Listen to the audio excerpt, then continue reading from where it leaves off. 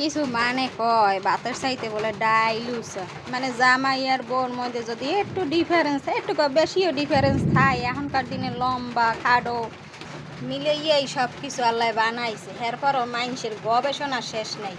আবার কতকে কইবে আনে বলে না কদু জালি, ওরে গবেষক তা সব কিছুই তো এত গবেষণা করিয়ে লাইছো বান্দারা। তা একটু আল্লাহর আল্লাহ গবেষণা করে বাইথার, আল্লাহ কতটু ডাইলের চাইতে কি বাতুসা, না ভাতের চাইতে ডাইলুসা, না বলে না কদু জালি। মরে হেই একটু কমেন্টে কইস, আর যদি কইতে না পারো এই ধরনের শেষরা এমনি কথা কহ বাদ দিস।